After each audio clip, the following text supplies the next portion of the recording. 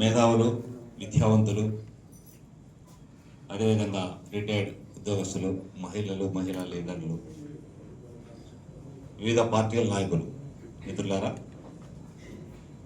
బహుజన రాజ్యాధికార జేఏసీ ఈ కార్యక్రమాన్ని అయితే నేను 30 సంవత్సరాల నుంచి రాజకీయాల్లో ఉన్నా. రాజకీయాల్లో ఉన్నప్పుడు ఇట్లాంటి చర్చ ఈ అనంతపురంలో మొట్టమొదటి జరుగుతూ ఉంది. రాజ్యం అధికారం అనేది అంటే మనకంటే అందరికంటే వయసులో చిన్నవాడు మా కుందన రామాంజీ.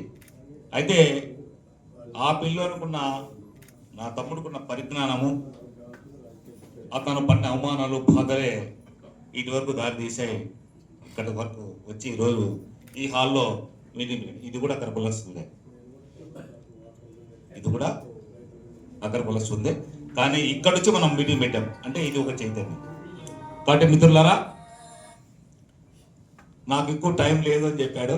అయితే నేను 2 నిమిషాలు ఒక్క విషయం చెప్పి వదిలేస్తాను.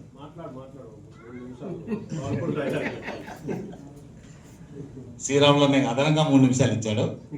కాబట్టి అది సభ అధ్యక్షుల వారు అంగీకరిస్తే ఓకే. మిత్రులారా, ఈ దేశంలో అందరూ చదువుకున్నాం అంతో ఇంతో. కానీ ఈ దేశంలో 10వ తరగతి ఫస్ట్ క్లాస్ పాస్ అయిన వాళ్ళు, 10వ తరగతి ఫస్ట్ క్లాస్ పాస్ అయిన వాళ్ళు ఐఏఎస్లు, ఐపీఎస్లు అవుతారు. బాగా వినాలి మీరు. ఈ తర్వాత నేను ఎందుకు ఈ విషయం చెప్తాను మళ్ళీ తర్వాత చెప్తాను. ఐఏఎస్లు, ఐపీఎస్లు అవుతున్నారు. అయితే సెకండ్ క్లాస్ పాస్ అయిన వాళ్ళు డాక్టర్లు, ఇంజనీర్లు, లాయర్లు అవుతున్నారు. థర్డ్ క్లాస్ పాస్ అయిన వాళ్ళు రాజకీయ నాయకులు అవుతున్నారు. ఇంకా 10వ తరగతి ఫెయిల్ అయిన వాళ్ళు స్వామీజీలు అవుతున్నారు. ఈ దేశంలో వాస్తవం, ఈ వాస్తవాలు వినండి. కాబట్టి ఇది కథ. అయితే ఈ దేశాన్ని ముఖ్యంగా పరిపాలిస్తుండేది రాజకీయ నాయకులు కాదు, డబుల్ బాజీ కాదు, కేడీలు కాదు, రౌడీలు కాదు, అంతకులు కాదు. కరెక్ట్గా పరిపాలిస్తున్నది ఐపీఎస్, ఐఏఎస్. వాళ్ళ చేతిలో ఈ రాజ్యం ఉంది, రాజ్యాంగం ఉంది. అయితే వాళ్ళకు భయం ఉంది. ఈ రాజకీయ నాయకులు మేమేదన్నా మా తెలియ విషయం చెప్పితే అది వాళ్ళంటే మనం ఎక్కడ ట్రాన్స్ఫర్ చేస్తారు, ఎక్కడ ఉద్యోగం చేస్తారు, ఎక్కడ రాజ్యాంగం ఉంది కదా, అధికారం వాళ్ళ దగ్గర ఉంది. కాబట్టి మన పరిస్థితి లేదు, వాళ్ళు కూడా రాజకీయ నాయకులకు సరెండర్ అవుతారు. అయితే ఈ దేశాన్ని మొత్తం పరిపాలించిన మొట్టమొదటిగా ఐపీఎస్, ఐఏఎస్లు. అయితే తర్వాత వాళ్ళ కింద ఉంటారు చార్టర్డ్ అకౌంట్, అంటే వీళ్ళు లెక్కలన్నీ చూస్తుంటారు. వాళ్ళ కింద ఉంటారు రాజకీయ నాయకులు. అంటే రాజకీయ నాయకుడు ఏం చేస్తే చార్టర్డ్ అకౌంట్ చేయాలా, ఐఏఎస్, ఐపీఎస్ చేయాలా. తర్వాత వాళ్ళ కింద మాఫియా, రాజకీయ నాయకులు, ఐఏఎస్, ఐపీఎస్లు, చార్టర్డ్ అకౌంట్లు, వీళ్ళందరూ కలిసి మాఫియా కంట్రోల్ ఉంటారు. మాఫియా నువ్వు ఎక్కువ మాట్లాడితే వాళ్ళని ఎక్కువ మాట్లాడి మాఫియాని పంపిస్తాం, మాఫియా ధ్వంసం చేస్తుందనే భయంతో ఈ సమాజాన్ని అంచివేస్తున్నారు. ఈ మాఫియా మొత్తం కింద ఒక స్వామీజీ ఉంటాడు. ఆ స్వామీజీ కింద ఈ మాఫియా, చార్టర్డ్ అకౌంట్, ఐపీఎస్, అదేవిధంగా రాజకీయ నాయకులు, వీళ్ళందరూ కలిసి స్వామీజీకి కాలుకొక్కల అతను ఏమి చెప్పితే అది ఈ దేశంలో చేయాలి. ఏ రోజు బాంబు పేలాలంటే అనంతపురంలో ఆ స్వామీజీ ముహూర్తం పెట్టింటాడు. ఆల్రెడీ ఎవరన్నా హత్య చేయాలంటే ఆ స్వామీజీ ముహూర్తం పెట్టింటాడు. ఈ టైంలో నువ్వు నరుకురా, ఈ టైంలో నువ్వు బాంబే, నువ్వు తప్పించుకుంటావు, ఈ గడియ బడ్జెట్ చెప్తావు. అది నిజమని మీరు నమ్మి అదే టైంకి ఖచ్చితంగా చేస్తాడు. అయితే అన్న చెప్పాడు, ఎప్పుడైతే మూఢాచారం అన్న చెప్పేది మీకు కొంచెం అర్థమైందో అర్థం కాదు నాకు తెలియదు, కానీ అది లోతుగా అధ్యయనం చేస్తే, అది డెప్త్గా అధ్యయనం చేస్తే ఖచ్చితంగా మీకు ఆన్సర్ దొరుకుతుంది. అయితే అన్న విసిరీకిని చెప్పలేదు, కానీ మూఢాచారం, మూఢనమ్మకాలు, ఒక బ్రాహ్మణ అనేవాడిని మనం తొక్కగలిగితే, ఈ దేశంలో బ్రాహ్మణ వ్యవస్థను తొక్కగలిగితే, ఈ బ్రాహ్మణ వ్యవస్థను కూలదోస్తే అప్పుడు జరుగుతుంది మనకు అసలు. వాడే మెయిన్ కారణం. వాడున్నది 1%. మహిళల్ని నాశనం చేస్తున్నాడు. మహిళ చదువుకోద్దంటాడు. నువ్వు తక్కువ నువ్వు ఊడిగం లేరా అంటాడు. వాడు చెప్పిందే, వాడు చేసిన స్క్రిప్టే ఈరోజు భారతదేశం మొత్తం బలపరుస్తున్నారు. వాడే మొదటి టార్గెట్. అదేవిధంగా ఈ మూఢాచారాలు, మూఢనమ్మకాలు. జ్వరం వస్తే ఇప్పుడు ఎండీలు ఎంబీబీఎస్ చదివారు. జ్వరం వస్తే డాక్టర్ పోలు, కానీ ఎవరో ఆ కట్ట కింద భూమి ఉంది అంత మేస్త్రా పోలంటే అంత మేస్త్రి చెప్తుందా? జ్వరం పోతుందా?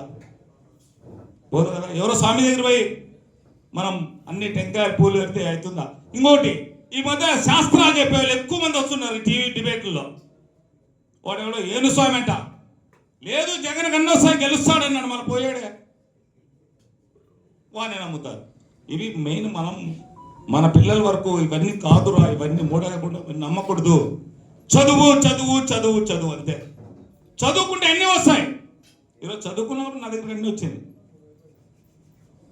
చదువుకున్నప్పుడు మేము అందరూ కూర్చున్నాం, అందరూ చదువుకున్నాం. కాబట్టి ఆ చదువుని మనం పిల్లలకు నేర్పగలిగితే రాజ్యం వస్తుంది, అధికారం వస్తుంది, అందరం వస్తుంది, ఇలాంటి బిల్డింగ్లు వస్తాయి. ఈ అనంతపురంలో మెయిన్ సెంటర్లో ఎవరికి ఒక బీసీకి ఒక బిల్డింగ్ చూపించు. ఒక్క బీసీకి ఎక్కర్లేవు బిల్డింగ్. అసలు రోడ్డు పాయింట్లో ఉండకూడదు, మనకు భూమి ఉండకూడదు. రోడ్డు పాయింట్లో ఉంటే మనకు కనబడుతుంది. వాడే వేస్తాడు ఎట్లా వాటి. కాబట్టి దీనికంతా ప్రధాన కారణం ఓటు. ఓటుతోనే చైతన్యం కావాలా, ఓటు మార్చుకోవాలా. అమ్మ మహిళలు మీరు మార్చగలరు. మా చేత అవుతుంది లేదో తెలియదు, కానీ మీరు మహిళలంతా కలిసి మీరు మీటింగ్లు వేసుకొని మీ కుటుంబాన్ని మీరు చెప్పుకోగలిగితే ఈ రోజు అగ్రకుల భావోద్వేగం ఉన్నటువంటి వైసీపీకి, అదేవిధంగా తెలుగుదేశం పార్టీకి ఓట్లు వేద్దండి. మీ కుటుంబాలు మీరు చెప్పుకుంటూ పోతే అయిపోతుంది. దానికే పైసా ఖర్చు లేదు. ఒక్క దమ్డి మీరు ఖర్చు పెట్టిన లేదు. ఓటు ఎట్లా వేస్తావు? ఎట్లా అడిగిపోతావు బూత్కి? ఎట్లా నువ్వు ఎవరైనా చూసాడు? గుడ్డ కూడా కట్టించాడు అంబేద్కర్. అరే ఎవరైనా చూస్తే మళ్ళీ బయటకు కొని దాడి చేస్తారని అంబేద్కర్ గారు గుడ్డ కూడా తెల్ల గుడ్డ కట్టించాడు. నువ్వు వేసే ఓటుకి అక్కడ వేసేసి అయిపోతుంది. ఇంత కష్టాలు ఇవన్నీ అవసరమా? ఈ ఉద్యమాలు, ఈ మీటింగ్లు అవసరమా? ఒక్క రోజులో, ఒక్క గంటలో ఈ దేశం భారత మన కంట్రోల్ వస్తుంది. కానీ ఒక ఎమ్మెల్యేకి ప్రతి సంవత్సరానికి 200 కోట్లు బడ్జెట్. ఎమ్మెల్యే ఇంటి కార్డు ఉంటే 20 కోట్లు. ఏ పంచాయతీ ఎమ్మెల్యే 20 కోట్లు ఇంటి కార్డుకి వస్తాయి. ఇంకా మిగతావి 200 కోట్ల బడ్జెట్. ఇది తెలియదు మనకు. వాడు 20 కోట్లు ఖర్చు పెడతాడు, 50 కోట్లు ఖర్చు పెడతాడు. వాడు లక్షలు కోట్లు సంపాదిస్తాడు. మన ఓట్లను వేసుకొని మన రోజు ఏదో మన వాళ్ళంతా. మెయిన్ ఇంకోటి, మనలో చెంచా వ్యవస్థ, చెంచాగిరి, బానిసత్వానికి పూర్తిగా లోపడారు మన వాళ్ళు. పోయకి కుర్రకు తెరిపోదు, కుర్రకి మంగళ తెరిపోదు, గొల్లకి కాపు తెరిపోదు, మాదికి మాలకు తెరిపోదు. ఒక మాదిగోడు మాలాడేసి ఇద్దరు టీ తాగడంలే. ఒక కుర్రోడు బాయోడు కలిసి టీ తాగే పరిస్థితి లేదు, భోజనం పరిస్థితి లేదు. కాబట్టి ఇవన్నీ కూడా మనం అర్థం చేసుకోవాలా. రాజ్యాధికారం అంటే అంత ఇప్పుడు స్టార్ట్ అయింది. ఇది అంతంగా ఆరంభం. కానీ రామాంజీ ఆలోచన మంచిదే. కానీ రామాంజీ చేసే ఆలోచనకి మనమందరూ ఖచ్చితంగా మన స్టేట్ వద్దు అనుకో. స్టేట్ మొత్తం తిరగద్దు. ఈ జిల్లాలో 14 నియోజకవర్గాలు ఉన్నాయి. ఇంకొక అవకాశం ఉండదు. మీరు మిత్రులారా, మీరందరూ ఎమ్మెల్యే అవకాశాలు ఉన్నాయి.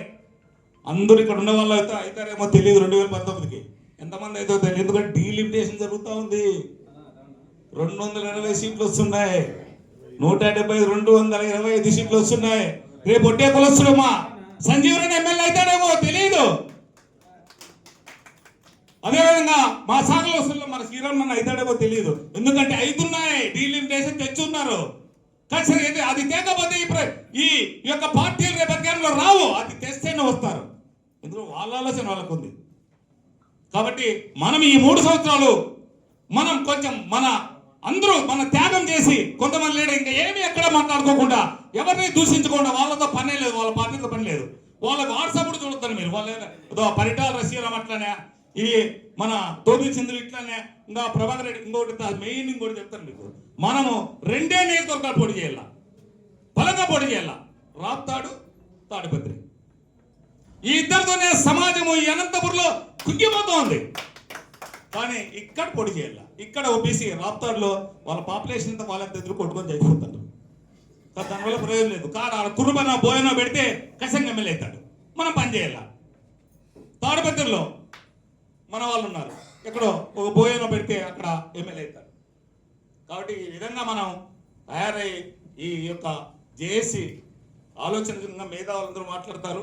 నా యొక్క ఆలోచన, నేను కూడా 20% కాదు, నేను రాజకీయాల్లో ఉన్నాను కాబట్టి నేను ఎక్కడ వార్డు మెంబర్ కాలేదు, కాబట్టి వార్డు మెంబర్ నన్ను ఎవరు చేయలేదు. కాబట్టి మేము ఈ అవకాశం మీ పెద్దలందరూ మరోసారి ఉద్యమం తెలుసుకుంటూ జై భీమ్, జై కాశీరామ్. ఇప్పుడు